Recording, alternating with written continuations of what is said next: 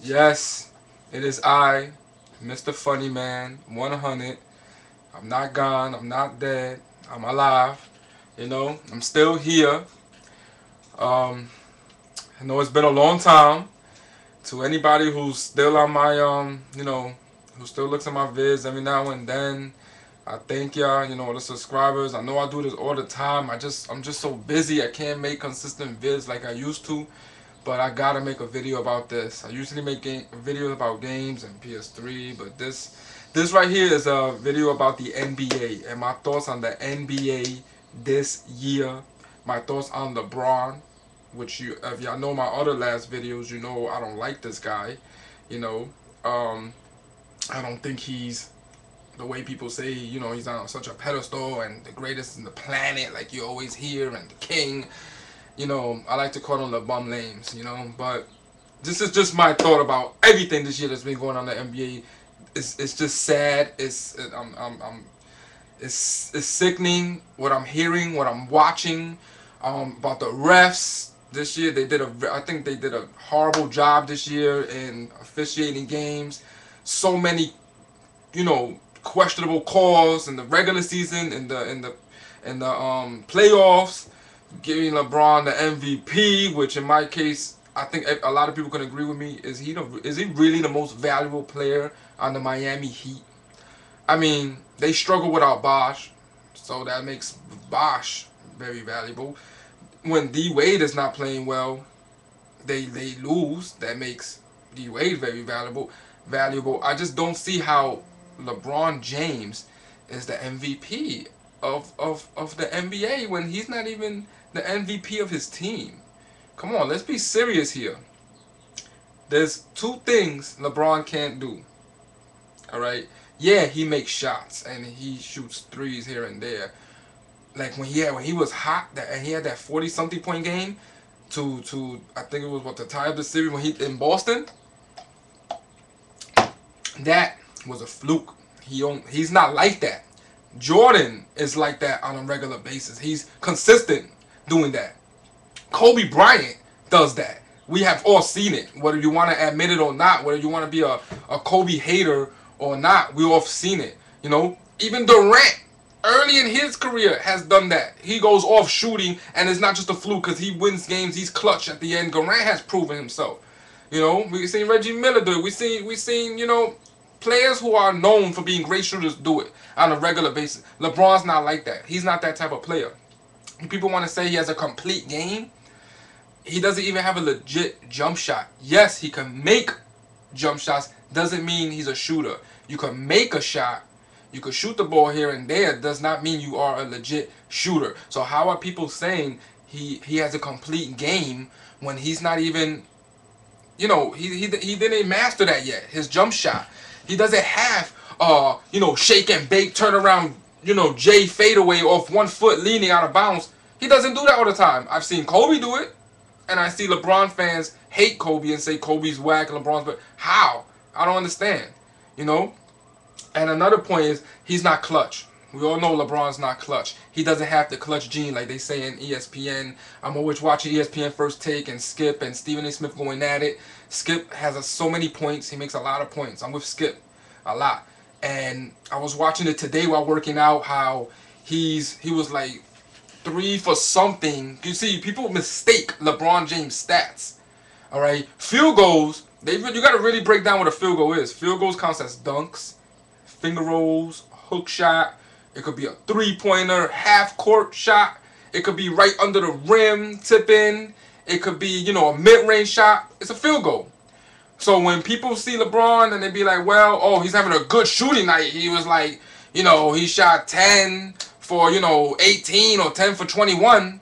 You got to remember at least 4 to 5 of those are dunks, 2 to 3 are layups, and the rest maybe 1 3 and 2 mid J's that are probably gonna that go in, and of course the rest is free throws. Or hey, King James, gotta go to the line, or all the time, every night, every time he drives in, you can't breathe on him. So that's your MVP right there. And people don't really look at stats. And Skip had a good point today saying he was like 3 for 20 something in the series, shooting.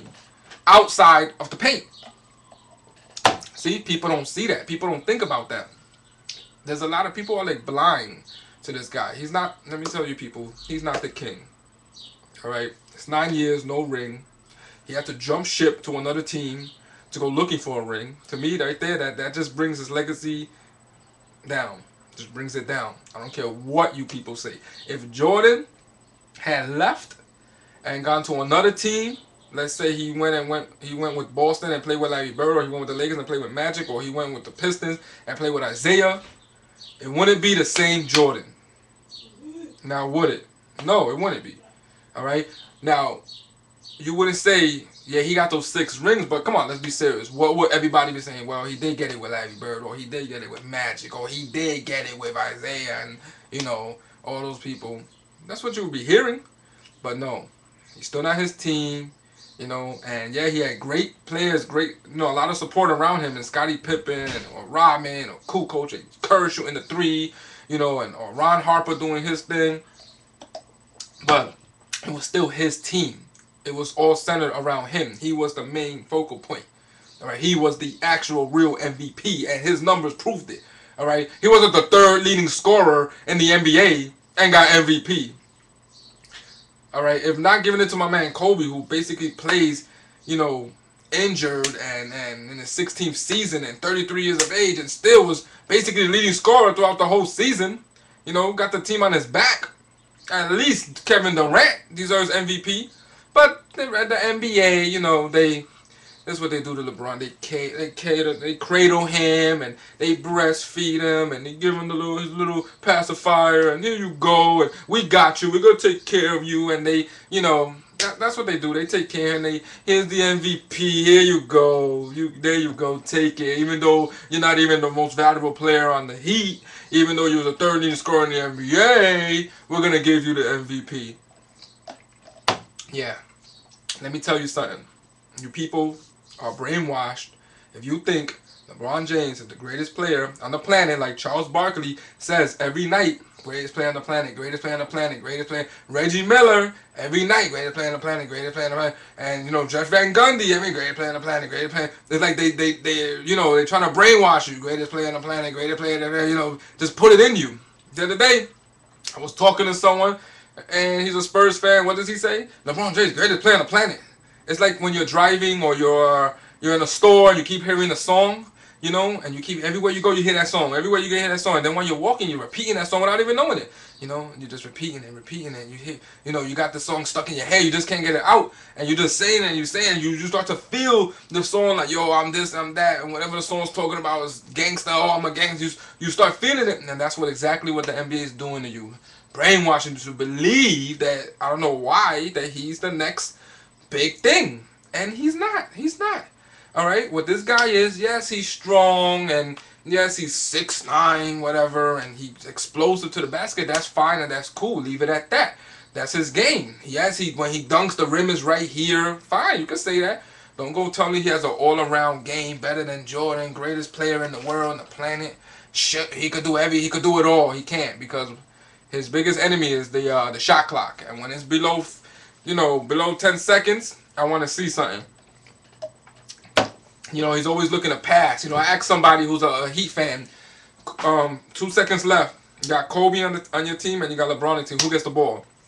This guy actually said, all right, I will give LeBron the ball to make the right pass. What the hell are you, what are you talking about? So basically, you're just proving my point.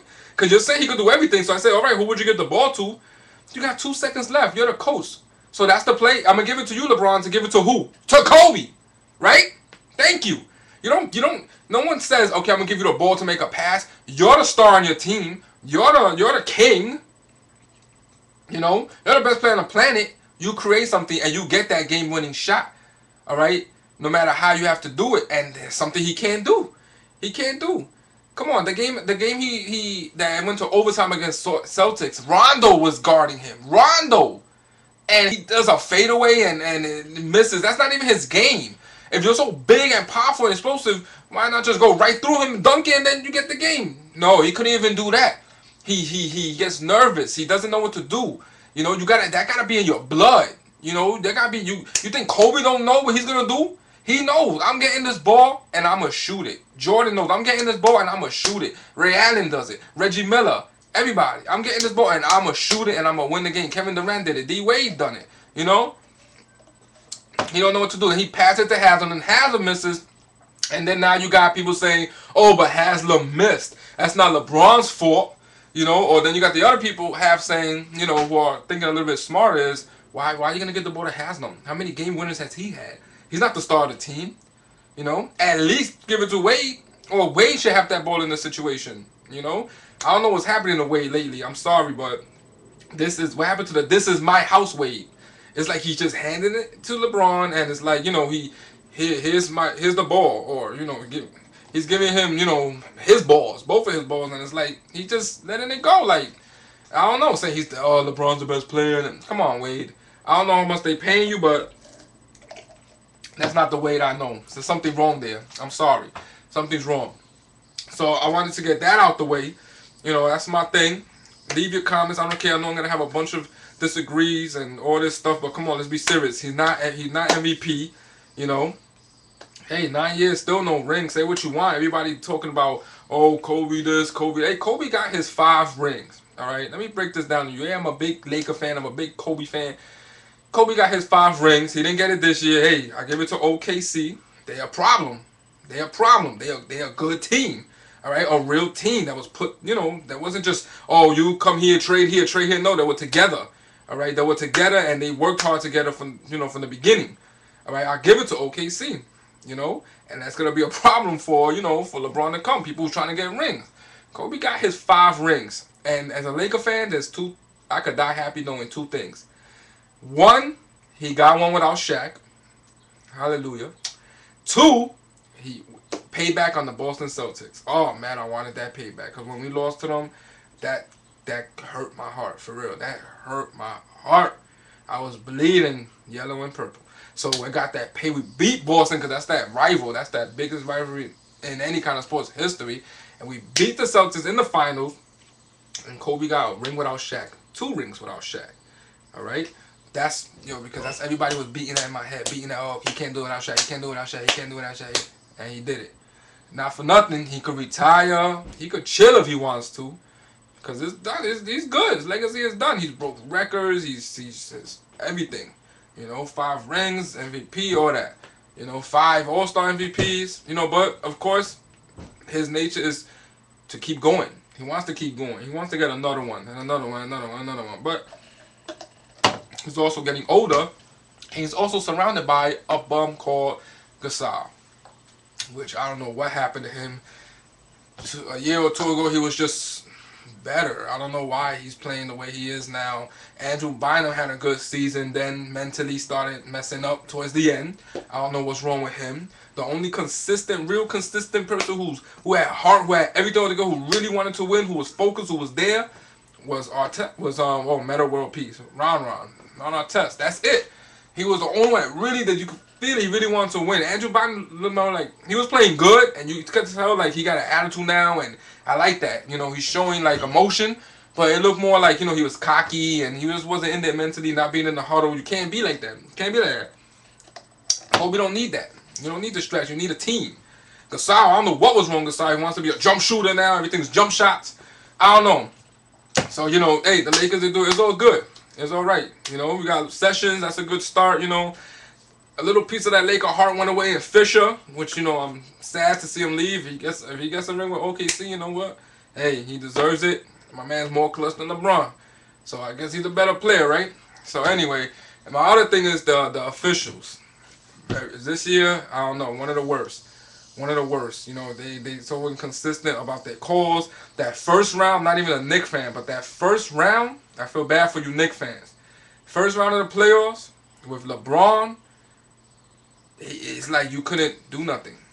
Heat Knicks, that first, you couldn't do nothing. You couldn't do nothing, especially that first game. They were technical. They throw these. I never seen so many technicals. I've seen technicals, but now you can't even talk to the ref. You can't even ask them a question. You can't even, do anything. It's a tech. Flagrant fouls like nothing. Setting up pick. on LeBron and he throws up on the floor and it's a flagrant?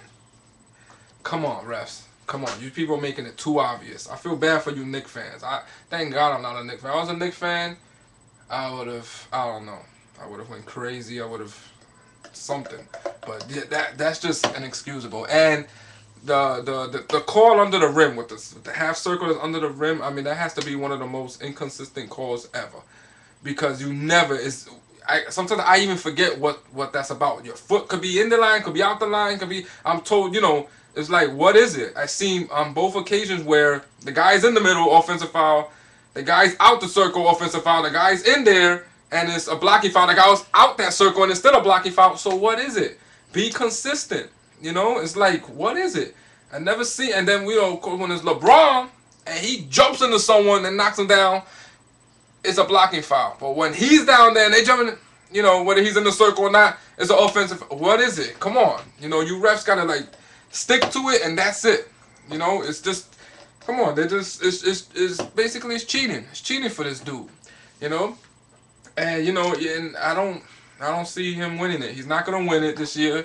OKC is too much of a problem. I'm not gonna jock OKC, and I'm not gonna be an OKC fan like so many. Everybody's an OKC fan now.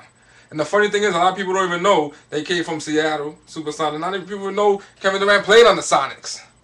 All they know OKC. Everyone writing on my Facebook. Oh, okay. I've been a real fan since they just not even 5 years. They just came out. They're a good team, but come on, don't talk about you a fan. There's only two people that could be fans. Two type of people. There were Seattle Sonic fans, and they moved. So all you could do is stick with them and follow them. The team moved away, so you'd be like, oh man, no team in Seattle. Well, it's the same, franchise, but let me just stick with them because Durant was still on the Sonics. Or people who live in OKC. They don't really have teams like that down there. So that's it. If you was a Seattle Sonic fan from a long time ago, or you live in OKC and you have something to root for, that's it. I don't want to hear, I used to like Chicago and then Jordan left, so now I don't want to hear that because I've been hearing that a lot. All right, so that's my take on the NBA. Put your comments. That's all I'm gonna say right now.